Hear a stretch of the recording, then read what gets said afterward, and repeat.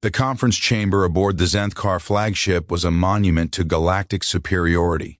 Admiral Krath'ix of the Hegemony stood before the strategic display, his 4 eyes gleaming with what his species considered amusement. Around him, the War Council of 6 species, each representing civilizations that had mastered faster than light travel before humans had discovered fire, watched as the holographic display rotated images of captured human weapons. These? Krath'ix gestured with a dismissive flick of his manipulation tentacles. These are what they defend themselves with? The hologram showed a standard human assault rifle, crude, mechanical, utilizing nothing more sophisticated than controlled chemical explosions to propel metal projectiles. One of the council members, a crystalline Valkyrie named Shimmering-Thought-in-Stillness, pulsed with colors that translated to laughter.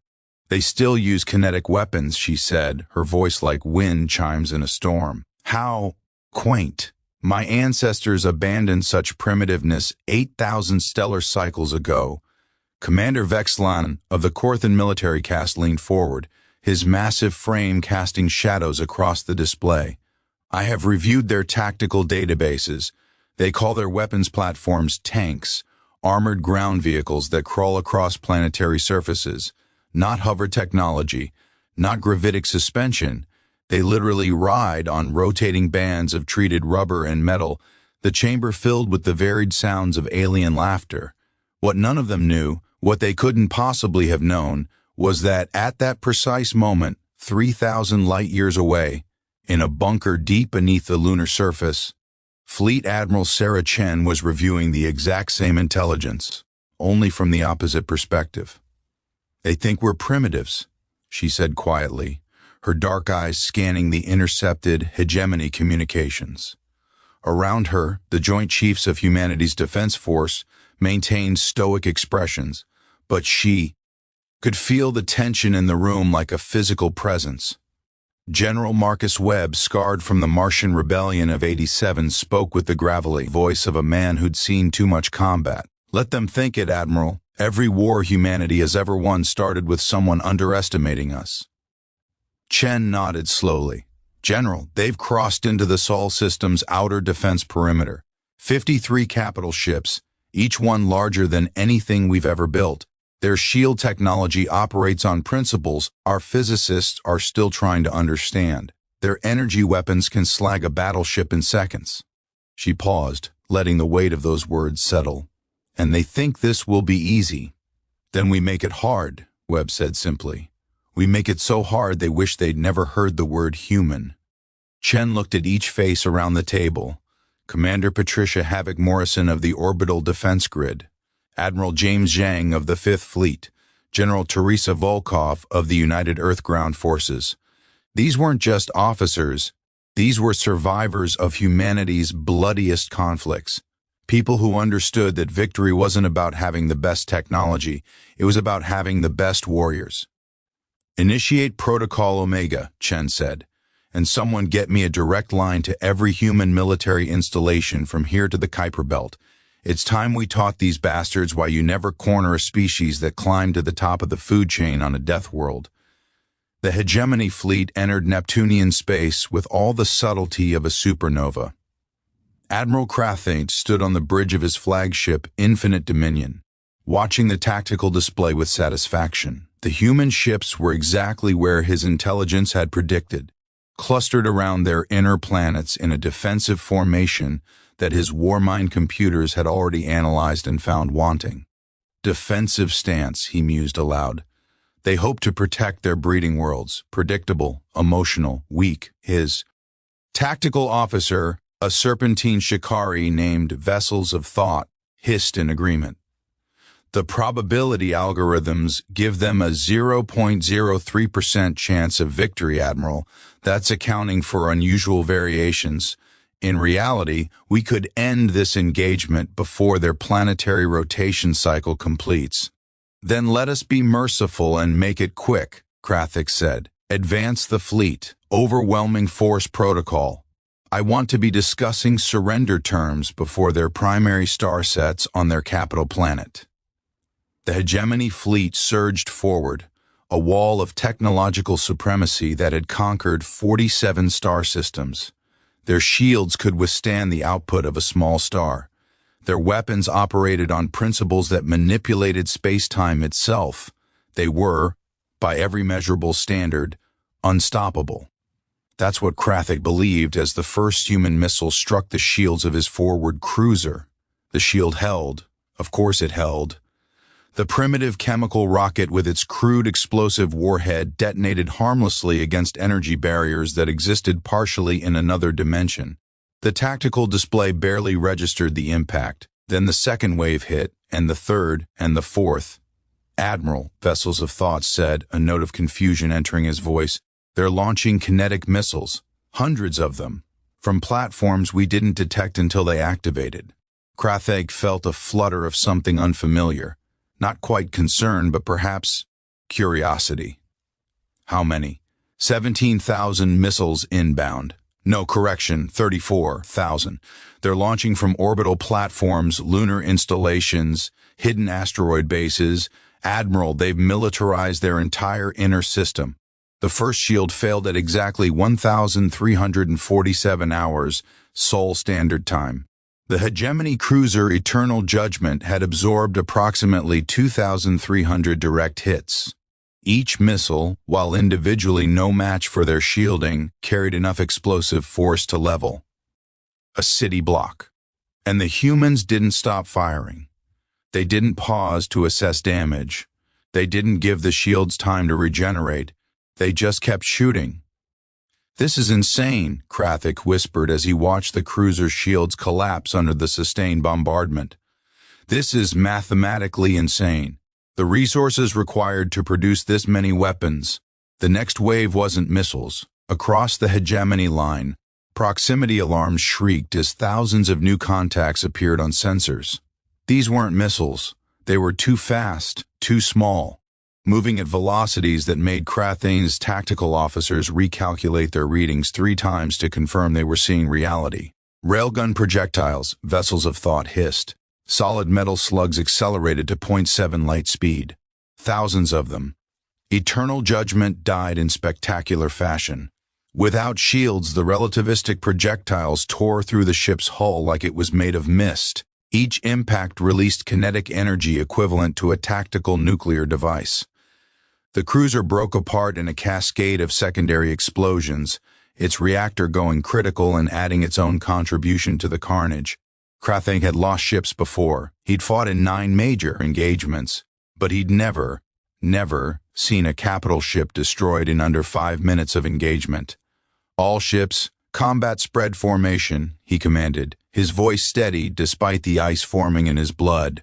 "Focus fire on their launch platforms. I want—" The Infinite Dominion shuddered. "Impossible. Their shields were at full power. Nothing should have—" "Sir, we're being targeted by some kind of electromagnetic attack," his chief engineer reported. "It's disrupting our shield harmonics. Every time we compensate, it shifts frequency. It's like it's learning our defensive patterns." In the Cheyenne Mountain Complex, deep beneath the granite of Colorado, Commander Sarah Martinez watched her screens with fierce satisfaction. "Adaptive jamming suite is working perfectly," she reported. "The AI is cycling through their shield frequencies faster than they can adapt. Keep it up. Make them think." And in orbit above Earth, Admiral James Zhang stood on the bridge of the Defiant, humanity's first and only dreadnought-class warship, and smiled a smile that would have terrified his enemies if they could have seen it. "All batteries," he said calmly. "Fire at will." The Defiant wasn't like the Hegemony ships. It wasn't sleek or elegant. It was a ugly, brutal wedge of armor and weapons that looked like it had been designed by someone whose only aesthetic was hurt them. It had been built in the orbital shipyards above Earth over 15 years, constructed specifically for a war everyone hoped would never come. Its main gun was simplicity itself, a railgun the size of a city block that accelerated a tungsten carbide slug the mass of a bus to a significant fraction of light speed. The slug hit the Infinite Dominion dead center. Shields flickered, failed. The slug punched through 3 decks before the ship's emergency force fields could contain the breach. Krath'ix was thrown from his feet, his command throne shattering beneath him. "Return fire!" he screamed. "All weapons target that ship. I want it destroyed." The Hegemony fleet's energy weapons were works of art, coherent beams of exotic particles that could reduce a moon to constituent atoms. Dozens of these beams converged on the Defiant, and the Defiant took them. Its armor wasn't sophisticated. It was exactly what it looked like. Massive slabs of composite materials designed through centuries of warfare to absorb and dissipate energy. Ablative layers vaporized, heat radiators glowed white-hot, and still the human ship kept firing. They built their ship to take damage. Vessels of thought hissed in disbelief. They assumed they would be hit. They designed for it. What kind of species? A species that evolved on a death world, Krath'ix said quietly, and for the first time in his military career, he felt the cold touch of fear. We made a terrible mistake, but it was worse than he knew. So much worse. In the asteroid belt, concealed among millions of rocks and debris, the Third Fleet activated. Unlike the regular Navy, the Third Fleet's doctrine came from a darker place in human history. The submarines of Earth's ancient ocean wars. They'd been drifting, silent, reactors cold for 6 months waiting for this moment. Captain Rebecca Ghost Anderson watched her tactical display from the bridge of the unseen. Spin up reactors, weapons hot, target their command ship. "Ma'am, we're well within their sensor range now," her XO said nervously. Anderson's smile was predatory. "Good. I want them to see us. I want them to know what's coming. Then I want them to be too slow to do anything about it." The Hegemony fleet sensors finally picked up the new contacts emerging from the asteroid belt. Not dozens, not hundreds. 347 human warships, each one bristling with weapons. "Where did they come from?" Krath'ix demanded. "How did we miss an entire fleet? They were cold, Admiral. No emissions. They were just waiting." Waiting. The word echoed in Krath'ix's mind. Not hiding in fear. Waiting, like predators. The Third Fleet opened fire at the same moment the lunar defense platforms launched their second wave, and the Defiant fired its main gun again. The Hegemony line, already reeling from the initial assault, buckled, and that's when the humans showed them what real warfare looked like. "Mac rounds away," Anderson's weapons officer reported as the unseen shuddered with recoil. Magnetic accelerator cannons, humanity's answer to the age-old question of how to kill something at extreme range. Simple, brutal, effective. But it wasn't just the direct fire weapons. As the Hegemony fleet tried to regroup, tried to bring their superior technology to bear, the humans showed them the true depth of their preparation. Cyber warfare. Protocols activated across every human ship. Sophisticated AI programs, evolved through centuries of human conflict, began probing the Hegemony network. They didn't try to fight the alien encryption head-on. Instead, they did what humans had always done best. They adapted. In less than 40 seconds, the human AIs had mapped the Hegemony communication protocols. In 90 seconds, they'd identified the architecture of their tactical network. At 2 minutes and 17 seconds, they launched the infiltration. Krath'ix watched in growing horror as ships across his fleet began reporting system malfunctions. Weapons targeting went offline, shield generators received false status reports, navigation systems suggested collision courses. "They're in our network," vessels of thought hissed. "But that's impossible. Our encryption uses quantum entanglement. It can't be breached without—" "They're not breaching it," Krath'ix said, understanding dawning with terrible clarity. "They're confusing it, feeding it false data, making our own systems lie to us." A lesson humanity had learned the hard way during their own wars. You don't need to break encryption if you can make the system trust false data. The battle that military historians would later call the Neptune engagement lasted 11 hours and 43 minutes. In that time, the Hegemony lost 27 capital ships, 34 destroyers, and over 40,000 personnel. Human losses: 3 ships destroyed, 4 severely damaged, 11,000 casualties. But those numbers didn't tell the real story. The real story was in the way human forces coordinated across light minutes of distance. The way they used every advantage of their home system, knowing the position of every rock, every ice chunk, every patch of space that could hide a ship. The way their weapons, primitive by galactic standards, proved devastatingly effective when used in sufficient numbers with sufficient ruthlessness. The real story was in the moment when Admiral Krath'ix, his flagship crippled and surrounded by human vessels, realized that humanity didn't just have weapons. They had doctrine, strategy, centuries of hard-won tactical knowledge purchased with blood on a planet where everything had tried to kill them since before they'd evolved hands to hold weapons with. And the real story was in what happened next. "Admiral Chen is hailing us," Vessels of Thought reported, his voice hollow with shock. The holographic display activated, and for the first time Krath'ix saw a human face. Admiral Sarah Chen looked exactly like her species had been described. Bilateral symmetry, binocular vision, predator's eyes set forward for hunting. But what struck him was her expression. Not rage, not triumph, just cold, professional competence. "Admiral Krath'ix," she said in perfect hegemony standard. They'd even learned his language. "My intelligence officers inform me you're their supreme commander. Is this accurate?" "It is," Krath'ix managed to say.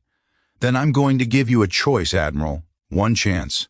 You can withdraw your forces from human space immediately, or we can continue this engagement until your fleet is completely destroyed." She paused, letting that sink in.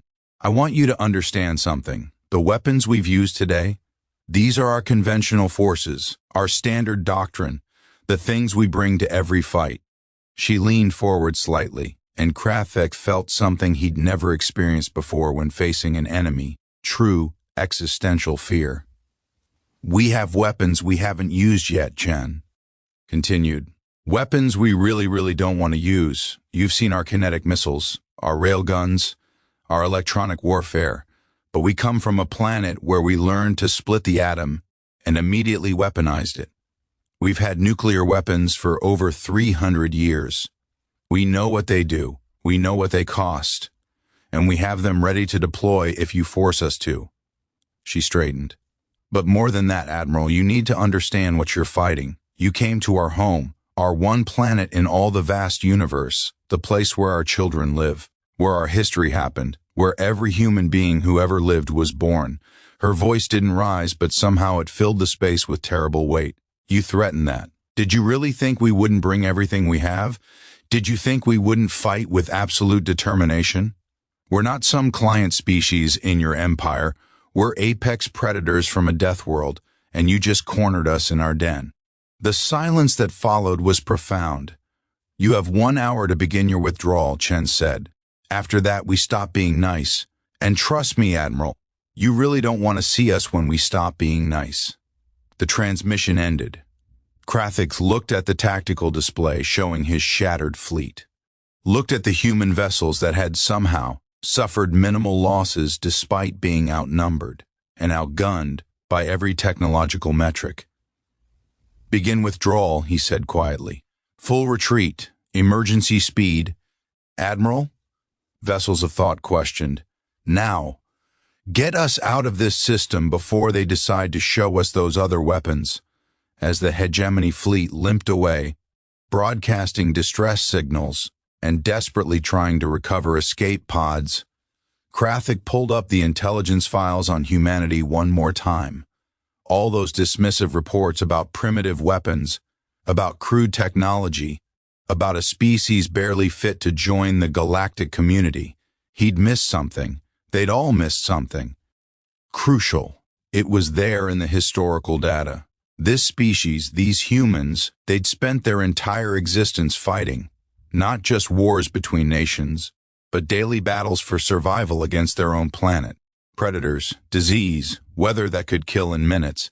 They'd evolved in a crucible that made every other known species home look like a paradise. And somewhere along the way, They'd learned something that the peaceful, advanced species of the galaxy had forgotten. War wasn't about having the best technology. It was about having the will to use whatever you had to win. The report from the Neptune engagement reached the Hegemony Council 17 days later. In the Grand Chamber on their capital world of Zenth Prime, the same council that had laughed at human weapons now sat in stunned silence as Admiral Krath'ix presented his findings. "They are not like us," he said, his four eyes moving across the assembled representatives. "We fight wars for territory, for resources, for political advantage. Humans fight wars for survival, every single time. It's in their genetics, their psychology, their culture."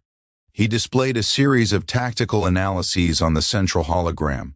"Look at their weapons doctrine. They don't just build one type of weapon system, they build dozens, hundreds, each one designed to counter a specific threat, overlapping fields of fire, redundant systems.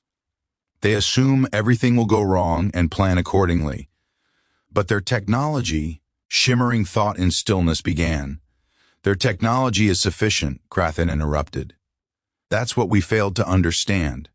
A kinetic projectile doesn't need to be sophisticated to be effective. It just needs mass and velocity.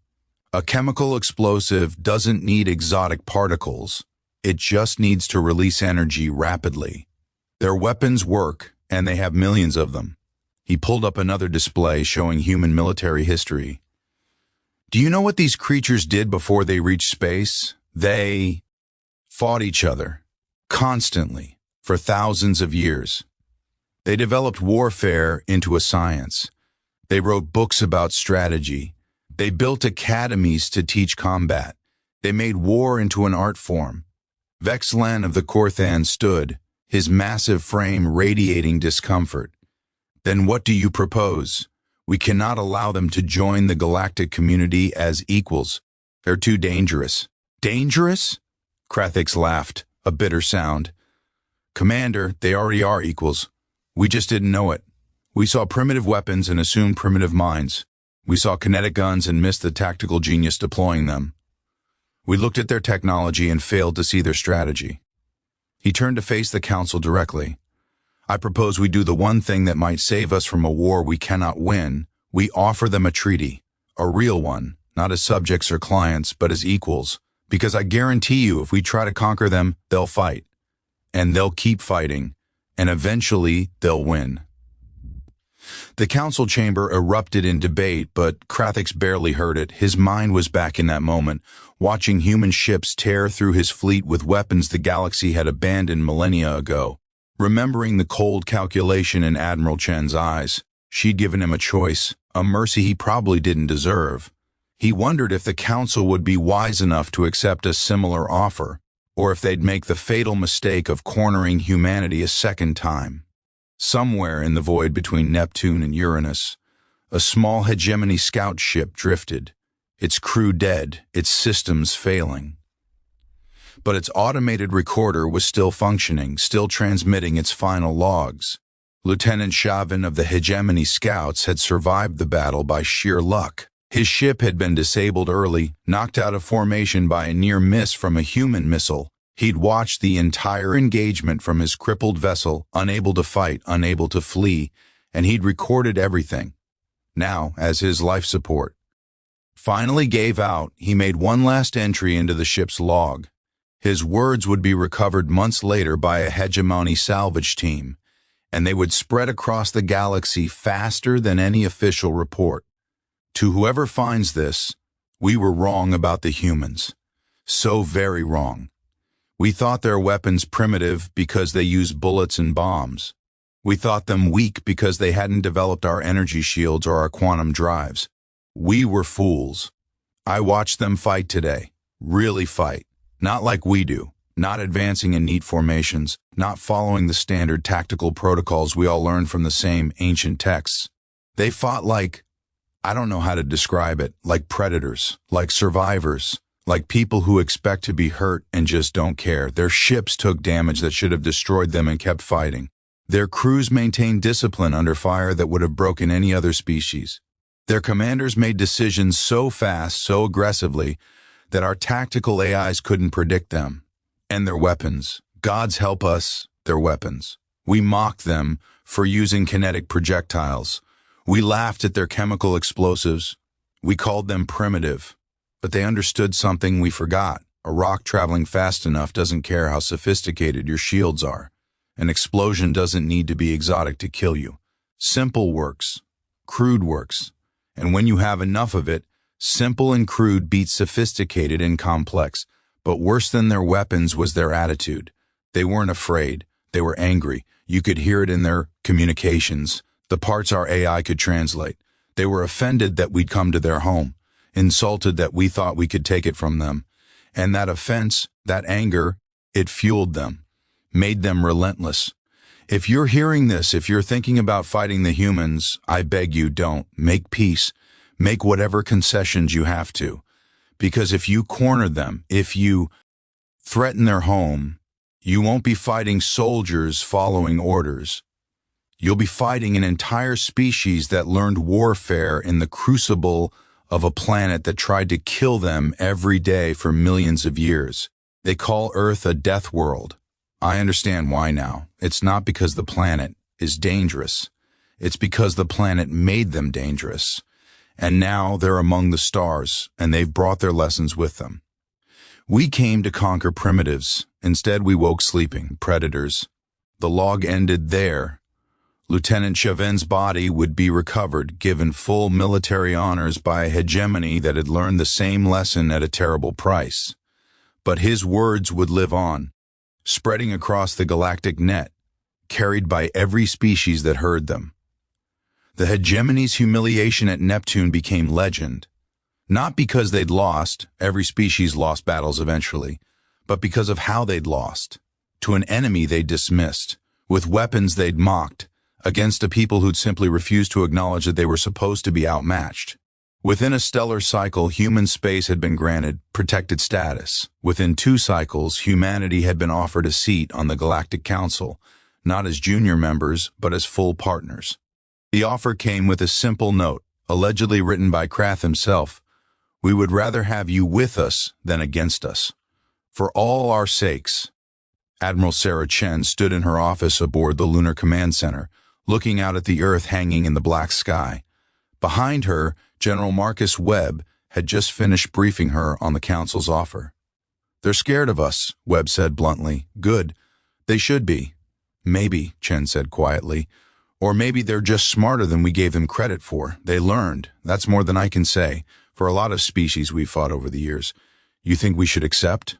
I think we should be careful, Marcus. We won this battle, but it cost us. Good people died defending our... We can't get comfortable just because we scared the hegemony. Agreed. But, Webb prompted. Chen turned from the window, a slight smile on her face. But I think we've made our point. We're not victims. We're not some primitive species waiting to be conquered. We're humans, and if the galaxy wants peace with us, that's a victory too. And if they don't?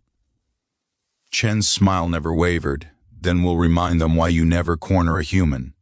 Far across the galaxy, in a bar on a neutral trading station, a group of mercenaries from 6 different species sat drinking. The conversation inevitably turned to the Neptune engagement. It always did these days. I heard they fought with projectile weapons, a young Korthan soldier said skeptically. Actual bullets, like barbarians. An older Valkyrie scout, her crystalline structure scarred from decades of combat, pulsed a color that meant bitter amusement. I was there, on the edge of it, in a merchant vessel. I watched it happen. The table fell silent. Those barbarians destroyed the hegemony's finest fleet in less than a day cycle, she continued. With bullets and missiles and electronic warfare so sophisticated our best AIs couldn't counter it. And tactics that made their primitive weapons more effective than all our advanced technology. But how, someone asked. The Valkyrie scouts' colors shifted to something like respect, tinged with wariness. Because they practice war like we practice art. Because their entire species evolved to be survivors, and survivors learn to use everything they have. Because they don't care about fighting fair, they care about winning. She paused. And because when you threaten their home, they don't surrender, they don't negotiate, they don't run, they fight with everything they have, until you leave or you die. "That's insane," the Korthon said. "That's human," the scout corrected. "And if you're smart, if you value your life, you'll remember this. There are 3 rules for dealing with humans. 1, don't threaten their home. 2, don't assume their simple weapons make them simple enemies. And 3, and this is the most important one, never, ever corner a human. Because that's when you find out exactly what a deathworld predator is capable of." The bar fell silent as the assembled soldiers considered that. Somewhere, someone raised a glass. "To the humans, then," they said. "May they always be our friends, because I sure as hell don't want them as enemies." The toast was drunk in silence, and across the galaxy, in 1,000 bars and briefing rooms and command centers, similar conversations were happening.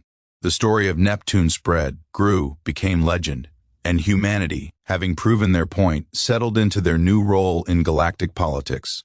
Not as conquerors, not as victims, but as equals who'd earned their seat through blood and determination. The lesson had been learned, the price had been paid, and somewhere on a blue-green planet orbiting an unremarkable yellow star, the descendants of African plains dwellers and Asian mountain climbers and European coastal fishermen, the children of a world that had tried for millions of years to kill them and failed, looked up at the stars they'd reached and smiled. Because now the galaxy knew what they'd always known. When you evolve in hell, you learn to fight like a demon, and when demons go to war, even the gods take notice. The stars waited, vast and cold and endless, and humanity, armed with their primitive weapons and their deathworld lessons and their absolute refusal to ever stop fighting, waited with them. The galaxy had learned its lesson well. Never corner a human. They don't surrender. They don't flee. They fight back. And when they do, the universe remembers why Earth earned its reputation as a death world. Not because it's the most dangerous planet in existence, but because it produced the most dangerous species in the galaxy, humans.